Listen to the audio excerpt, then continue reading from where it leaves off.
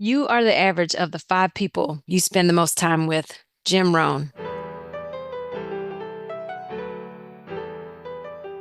You have the power to be the boss of your own life.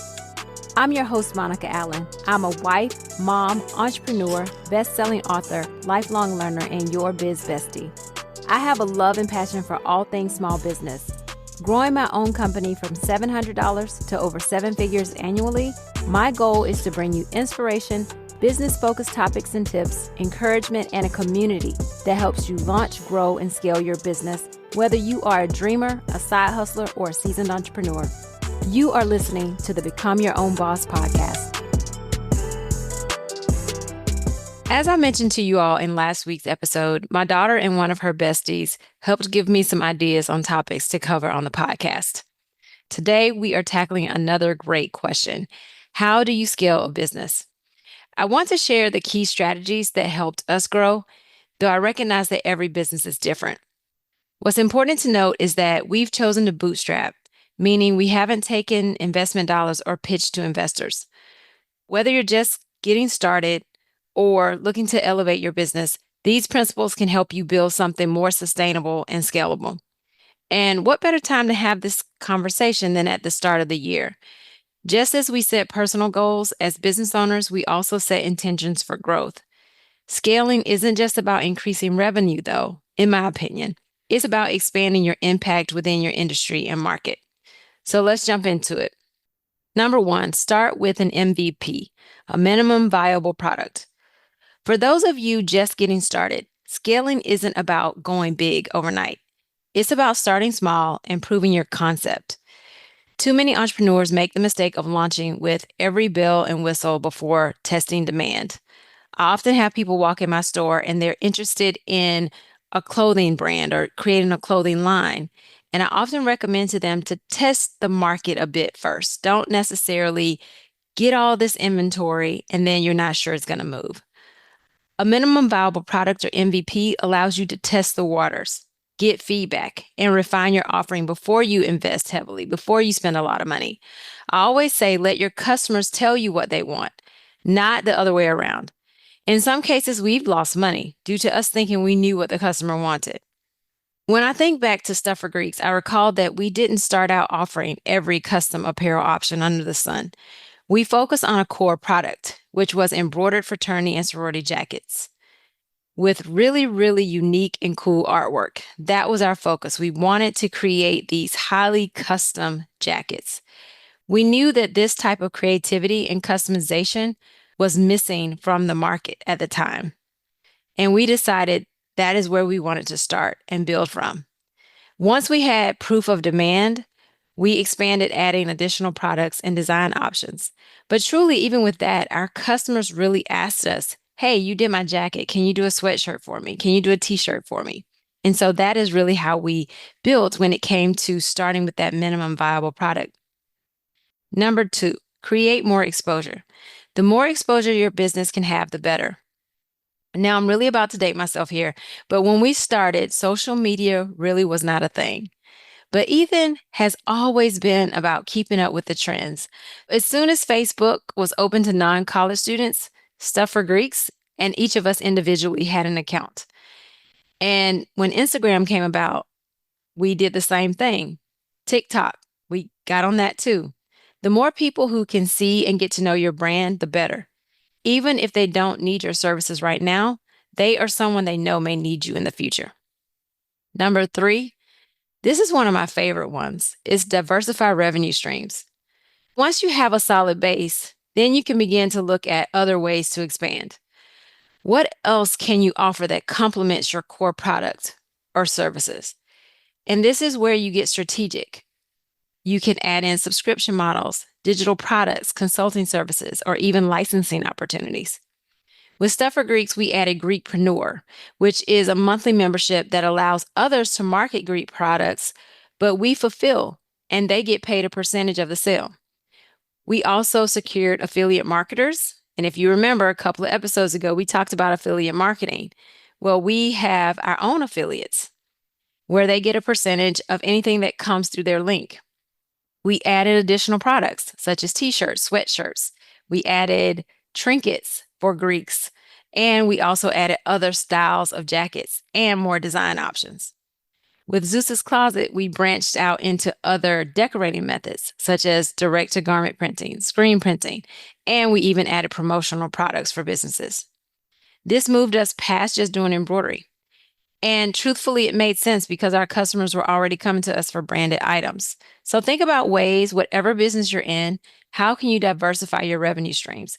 This is also really important because things in industries can change. And so if you have that diversification, it may not hurt so bad if something kind of goes away or ebbs and flows in and out or is seasonal. So diversifying your revenue streams can help with that. Number 4, stay educated and stay connected. This is where a lot of entrepreneurs get stuck. We get stuck in our 4 walls, grinding away on our business. But I've learned so much from taking courses, going to conferences, workshops, listening to podcasts, and reading books. The moment you stop learning, you stop growing. Albert Einstein even said, once you stop learning, you start dying. So dark, as my daughter would say. But to some degree, this is true. You stop challenging your mind, you stop pushing yourself. So stay ahead of industry trends, take courses, listen to podcasts like this one, and read books by successful business owners. I recently listened to James Clear's masterclass on a flight, and it completely reshaped the way I approach habits in business. Growth requires constant learning. I am also listening to a new book right now called Talk Triggers, and I'm sure this will eventually be a Boss Up Books episode. So be sure to subscribe to the podcast so you don't miss it. And this way you can continue to learn with my help. Alongside staying educated, you also need to stay connected. Exposure to others that challenge you to play bigger is probably one of the most impactful ways to scale. Why? They can help educate you. They can help provide you with ideas and feedback. I can remember when Ethan joined Entrepreneurs Organization. We found our little 6-figure business around all of these folks that had grown their businesses to 7 figures or more. And this could sometimes be a little intimidating, but it was also a great challenge for us. It made us really think about how to get our business to that next level. We focused on our core values, hiring the right people. We focused on our money, revenue, expenses, and we really learned the importance of focusing on our systems.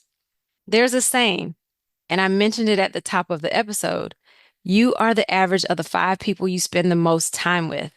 That can be kind of scary if you look around and the people you are surrounded by aren't motivated, aren't ambitious, aren't trying to, not to say that you have to be around people that are entrepreneurs constantly because you don't, but you want to be around positive energy. You want to be around people who can push you.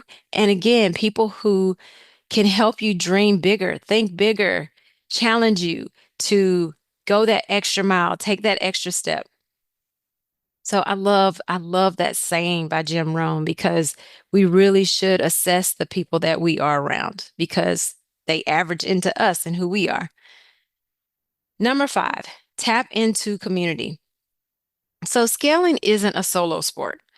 Partnering with other small businesses, networking, and collaborating can open up new opportunities. We can do cross promoting. We talked about affiliate marketing. That's community, affiliate partnerships. Also, community support can amplify your growth. My example here is our recently launched Greek Hub. We created this platform for fraternity and sorority members who own businesses. It is there for them to connect and support each other. It's also about building relationships and helping each other grow. Again, community is so important. By the way, I have 11 of these, so stick with me here. Number 6, master your pitch. You need to be able to articulate your value proposition clearly, whether you're pitching to an investor, a customer, or even a potential business partner. I have an opportunity to pitch Zeus's Closet every week in the BNI chapter I attend or that I'm a member of. It's great because I have to keep it succinct and to the point. We have 60 seconds. But doing this, it ensures that people know exactly what I do in a clear manner. A person cannot refer a business to me or to others if they don't know what you actually do. And so a solid pitch is your key to opening doors. If you need help crafting your 60-second pitch, check out episode 201, where I explain how to create your perfect pitch. I found in the past that when I can quickly explain what I do to someone, especially if I'm around other business owners, they will have a thought or an idea for my business. I can even remember that I learned about direct to garment printing from someone at an entrepreneurship social. He told me about a company that did direct to garment printing. I had never even heard of it before. So I had to go look into it and research it and find out more about the process. And we ended up implementing that in our business and really pushed our business forward because the first customer we had was a costume designer who needed some t-shirts, only two, for Nicolas Cage in a movie. Number 7, be resilient. Business ownership isn't a straight line. I don't know if any of you've seen the diagram, but there's a diagram out there online about entrepreneurship, and it's kind of what we think, which is this straight line, perfectly straight line going up. And then there's another diagram next to it that shows all of this like wiggly, squiggly lines going up and down and around and all those types of things. That is truly what entrepreneurship and owning a business is really like. It's not a straight line. We're going to hit roadblocks. There will be mountains and valleys. The difference between those who make it and those who don't, though, is resilience. Every setback, we have to think about every setback as a lesson, as an opportunity for growth. And I'm telling you, I have to keep pushing and telling myself this because deciding to close our second store location back in 2023 after the pandemic did it no favors at all was really hard. We had put in time, a lot of time. I mean, driving back and forth, putting in fixtures and hiring people to put in cameras and the register and all the things. And we definitely spent a whole lot of money. But making that decision helped us get some balance back in our lives. And it helped us determine how we wanted to move forward in scaling the business. It helped bring us back to our first location, really focusing on that, and made us ask the question, how can we do this without physical locations? Truthfully, some years ago, prior to opening the second location, our idea was to franchise Zeus's Closet. But after the pandemic, we realized that we've been selling online since 2002.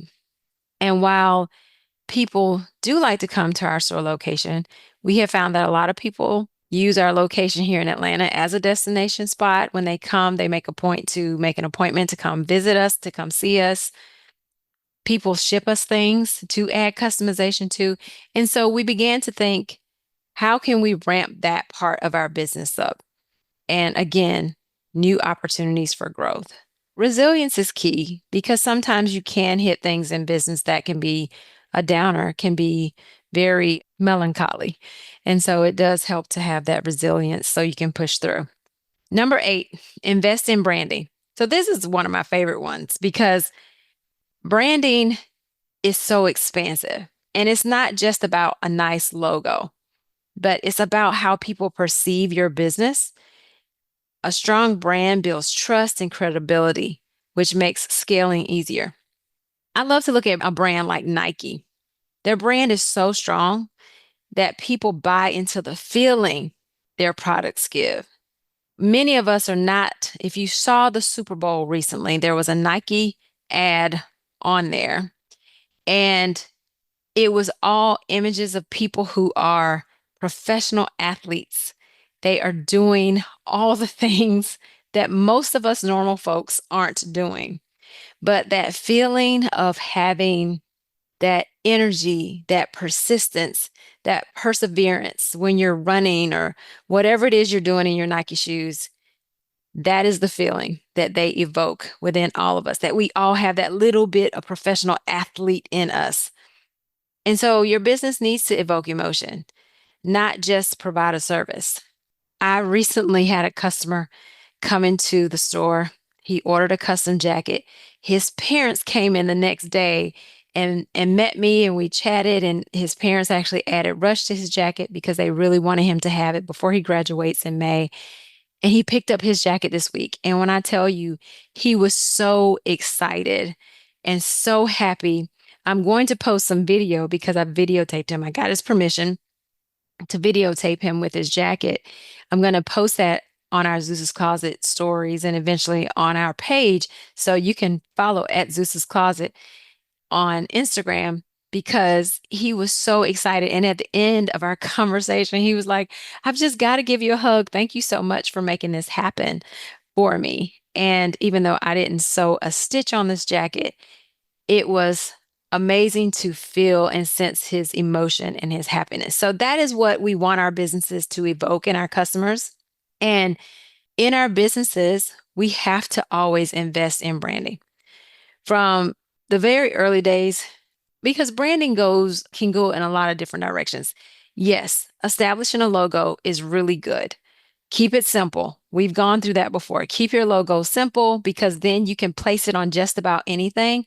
And one of the things that we did early on in our business is we would ship pins with orders. I love a good pin because I think people don't throw away pins. Even when they die, people will keep a pin, they'll shake it up, and they keep trying to write with it for a while until it just definitely doesn't work anymore. Then they may toss it. But we would do that. And I can recall one Christmas, we had custom chocolate bars made for our customers. And so those chocolate bars had our logo in it. We placed logo stickers on our bags in our store. And we actually still have pins and our customers absolutely love our pens. Now, I know these are promotional products that display our brands, but I will tell you, our customers love, and your customer will love getting cool swag that they can actually use. And our customers love our pens because we get really nice, heavyweight, pretty, great writing pens.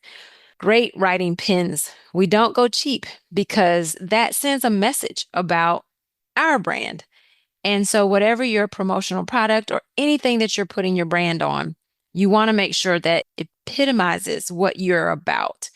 I actually went to a spa earlier this week and I noticed that they had everything branded, which was great, in my opinion. I think the more a customer can see your brand, the better.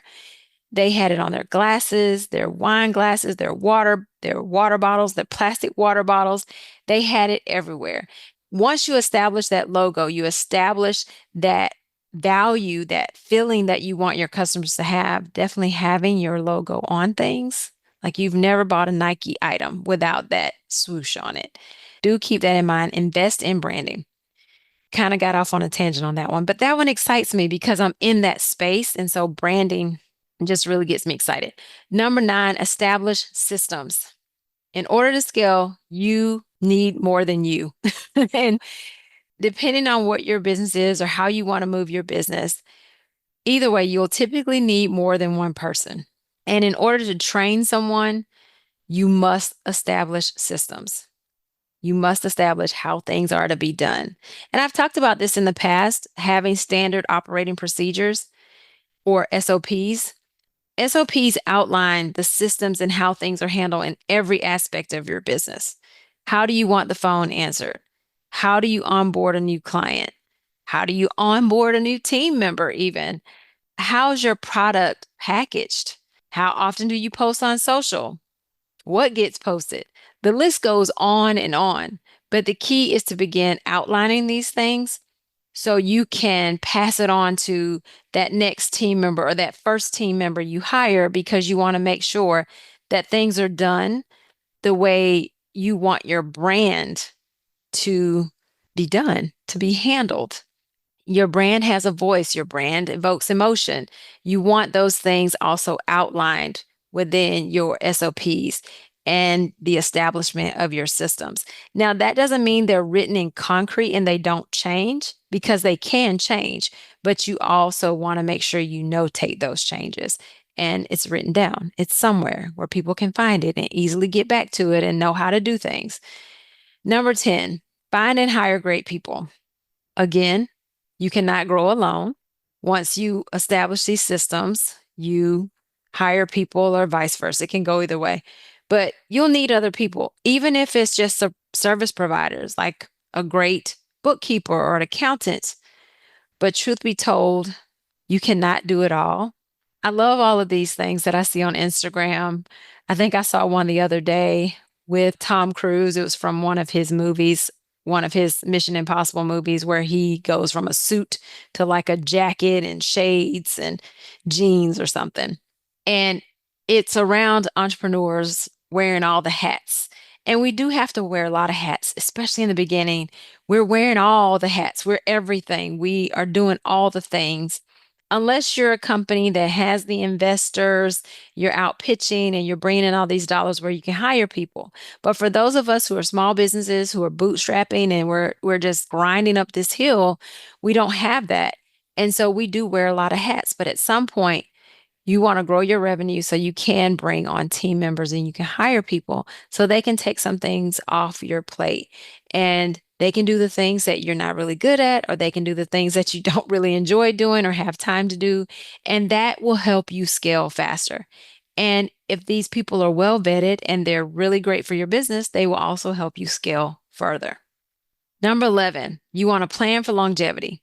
Again, the beginning of a new year is great. It's a great time to set goals for your business. You also want to think longer term. What does your scale business look like in the future? Are you at six figures, seven, eight? What do you want? What type of lifestyle do you want? Do you want or will you need a bigger team? Do you perhaps want to sell your business in 10 years?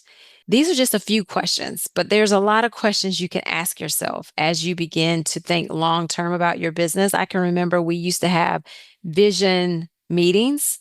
Ethan and I would meet prior to meeting with our entire team, and we talk about the vision for the next year and kind of where we wanted to go in the next 3 or 5 years.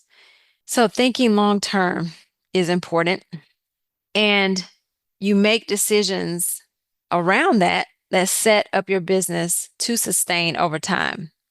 Now, don't get me wrong, life is unpredictable. None of us saw the pandemic coming, and team members will come and go. Remember, this was another episode. The only thing constant in life is change. But that just brings us back to that word we talked about earlier, resilience. Resilience. We have to move along with the changes. So do plan and think long term while you also think about all these other things that we talked about here. I want to thank you for listening today. I'm truly grateful for you. And there you have it, 11 key principles to scaling your business, or key for us. They were key to our business. Just keep in mind as you think through these things and what works for you, scaling does take strategy, it takes persistence, and again, a whole lot of resilience. But if you focus on these steps, you'll be setting yourself up for long-term success. Imana, I hope this answered your question. And to all of you listening, I want to ask you, what's one step you can take this week to push your business forward, to help you scale? I would love for you to share it with me in my DMs on Instagram. My Instagram is at Become Your Own Boss Podcast. Follow me there if you don't already. Also, take a moment to rate, review, and subscribe to the podcast if you haven't already. And remember, now is the time. Now is the time to level up, leave a legacy, and become your own boss.